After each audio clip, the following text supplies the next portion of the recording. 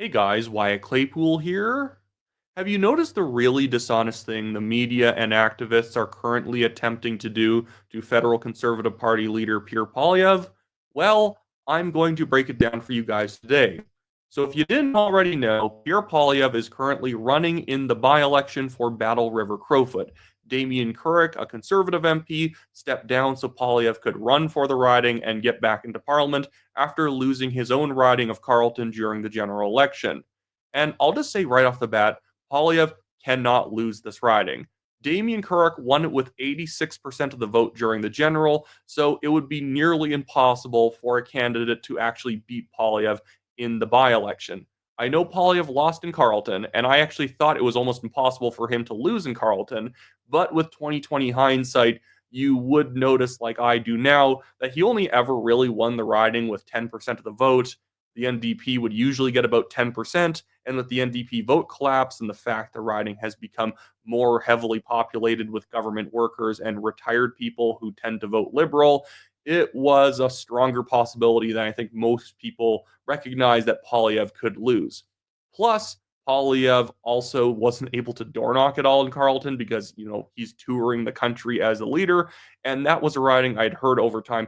He'd usually door knock the entire thing twice before election day. And so, with him not being able to do any work of his own on the ground and having a lot of votes consolidate behind the Liberal, naturally meant he was more vulnerable than we thought. But now we're going to be talking about Battle River Crowfoot because the media and activists are trying to promote small candidates or attack Poilievre or basically create a bunch of election issues in order to undermine his vote percentage. Because remember, Damien Couric got 86% of the vote. So in order to hurt Poilievre, they don't need Poilievre to lose the by-election. If Poilievre lost the by-election, his political career would basically be over because that's insane, but it's just not going to happen. I just cannot see anyone actually dropping a riding where the Conservatives get the vast majority of the vote. And of course, the Conservatives have a big campaign on the ground. But what the media and activists just have to do is have his percentage of the vote fall below 70%, which isn't even that bad. It's a by-election. Naturally, the sort of people who show up to vote in a by-election are not always the same people who show up in a general. You will have more motivated liberal voters showing up to try and hurt Poilievre. You will have people knowing it's a default conservative riding who vote conservative just stay home. And so what the media wants to do is play up a narrative that it's because of pushback Poilievre is getting, because he's not that popular of a guy when you really think about it. And I want to jump into some posts in just a second here, showing you what's going on right now. But first, I just want to remind you guys, hey, if you like the channel, make sure to leave a like on this video, subscribe if you are not yet a subscriber, and leave a comment on what you think about this whole situation.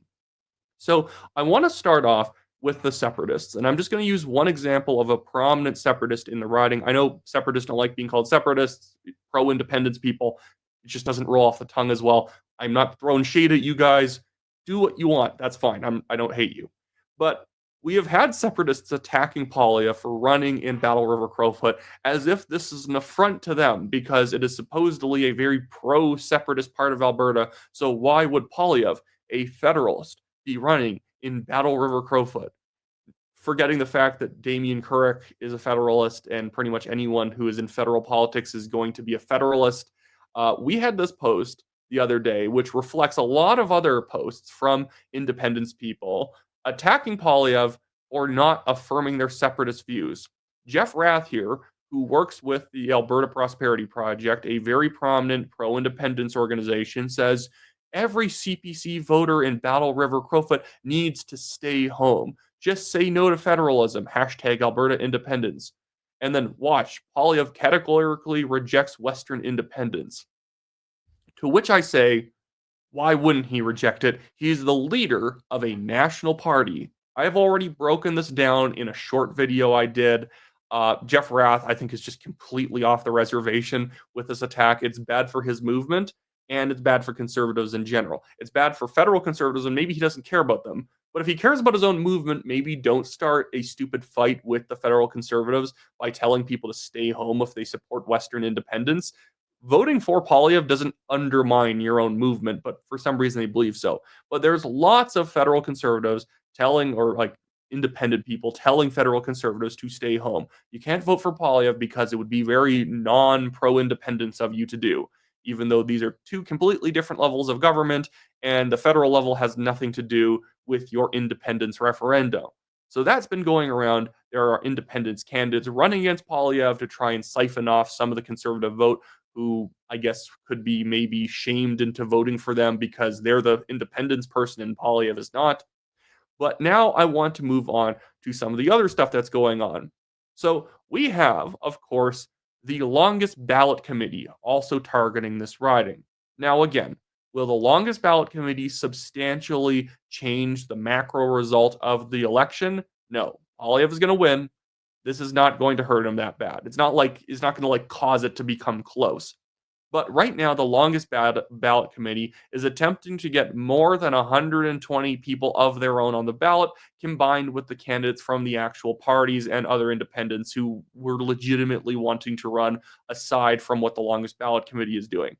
Now, again, Poilievre, rightfully so, is calling this out as effectively a scam, as he should.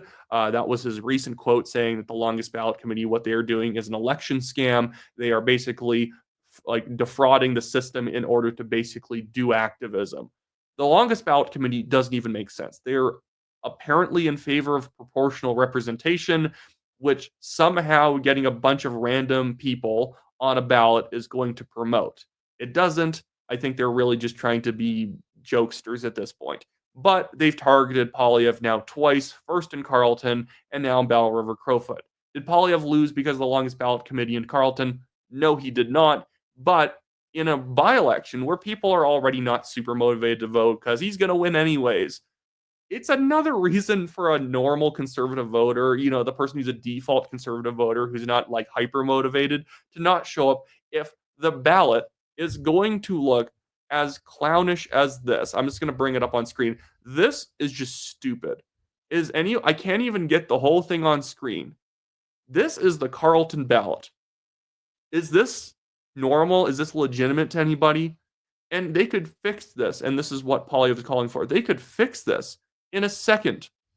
All you have to do is basically make it that the exact same person cannot act as the official agent for an unlimited amount of candidates. And then what you would then do as a secondary fix is that making it so that candidates cannot be the official agents for other candidates in case they try to find a loophole where one guy is the official candidate for one guy and then it just keeps going down the list of everyone signing each other's papers. This isn't real democracy. None of these people are attempting to win. They aren't even really making a point. I think they're just being involved in the joke. Many of these people don't even live in the province. Do I really care that much if someone from out of province runs in a riding? Not really. But when you're doing it just to make election workers' lives harder and to make it so that older people may not want to figure out how to vote, like think about disabled people who may have a bit of a harder time either moving or being able to see, now having to look through 120 names in order to find the guy that they actually want to vote for. It's stupid. And again, if they can damage turnout, I think they are perfectly happy to see Poilievre's potential vote margin come down further. And again, being able to generate the narrative that Poilievre ain't that popular of a guy. Maybe the Conservatives should swap him out with Doug Ford. It's not that Doug Ford is behind this stuff, but if you were to find the person who benefits most from it, it's probably the red Tories like Doug Ford who would like to see Poilievre go.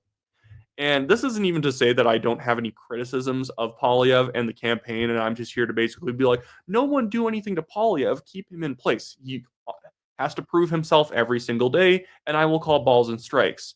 A really big strike was him not firing Jenny Byrne. She's apparently staying on. Really stupid thing to do. The lady who lost the 2015 and now 2025 federal elections as the national campaign director just gets to stick around.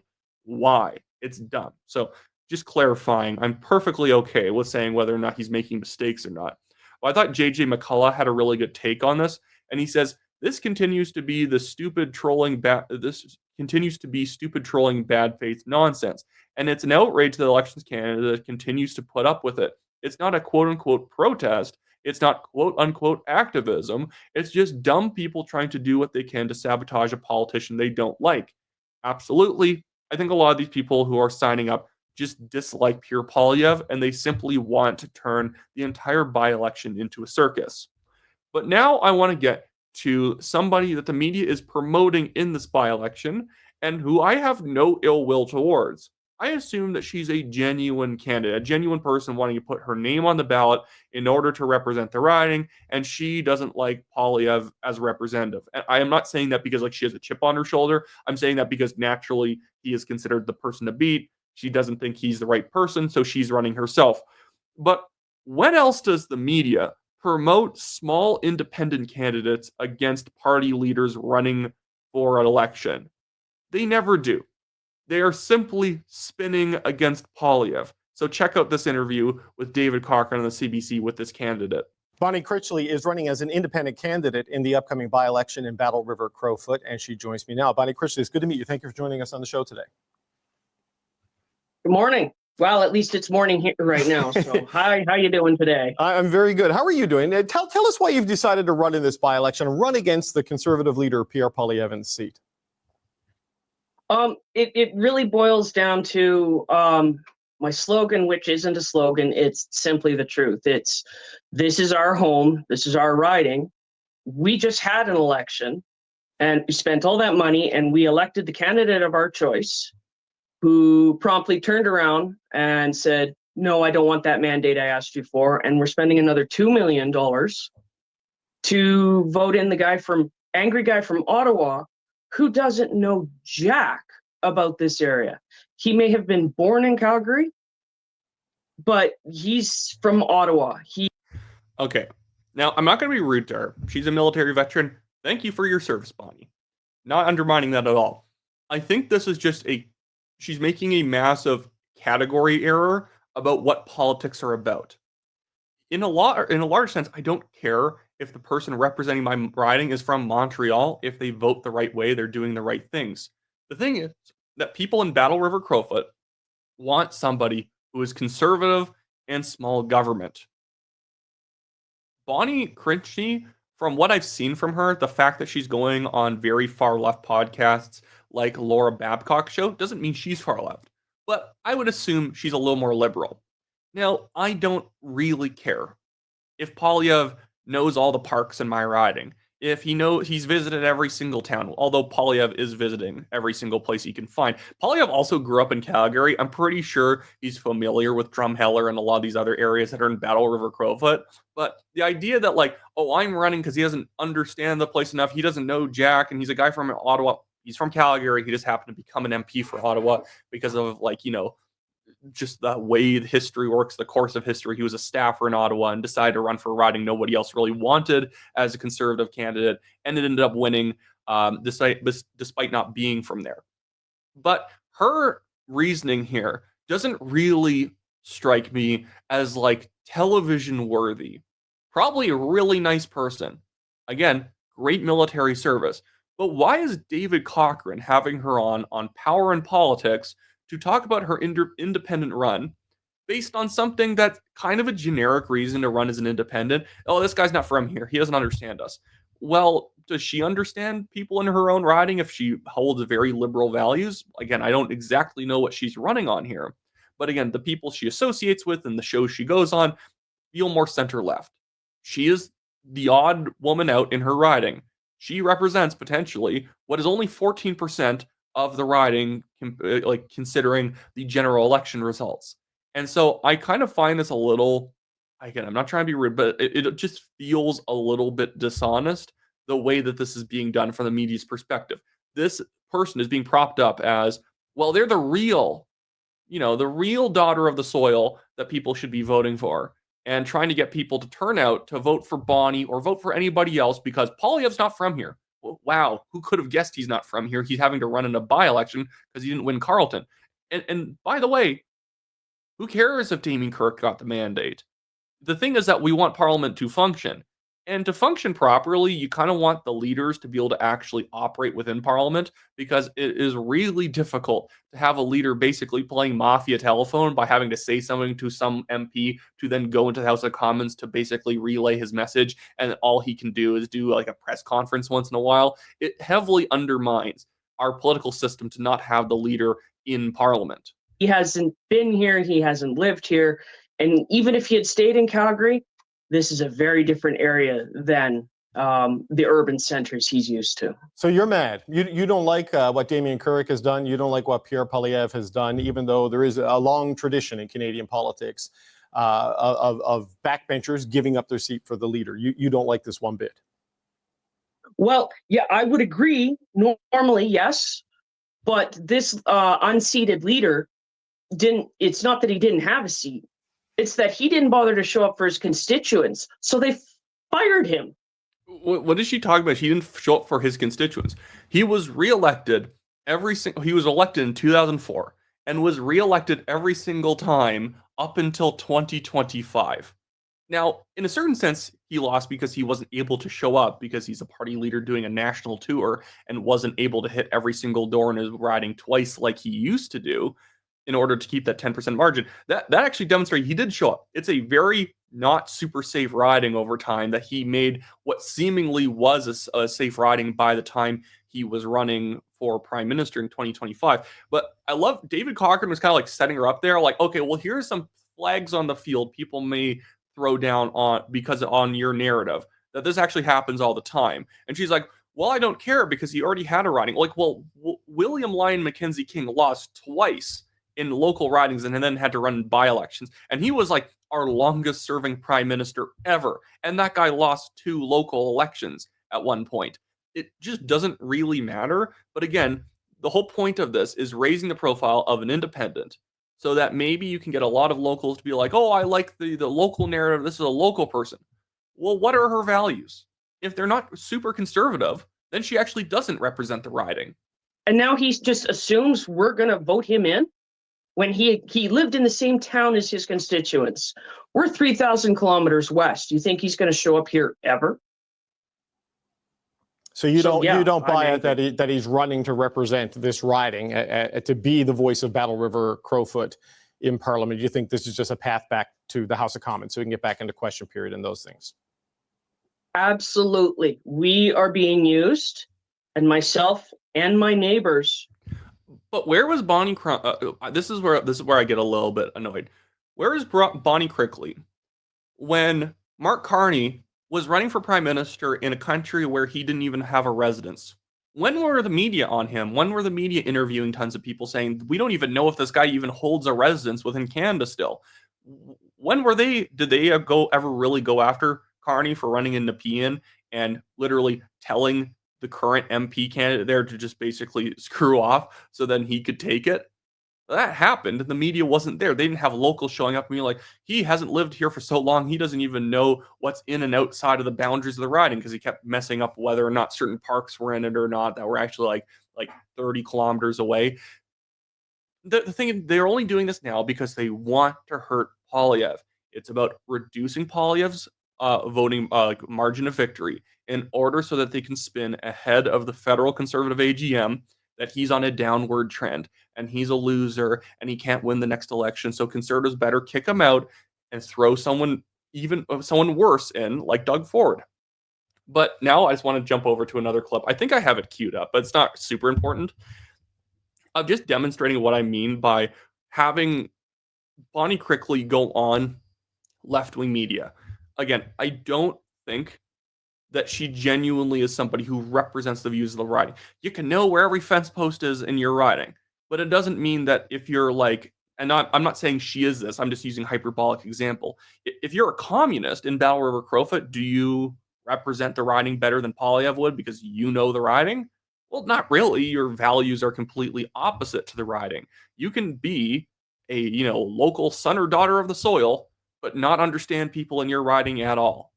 And again, I think she served in the military. I'm going to keep clarifying that, but that doesn't really matter when it's partisan electoral politics where people don't care how often you mention specific niche details about the riding in Parliament.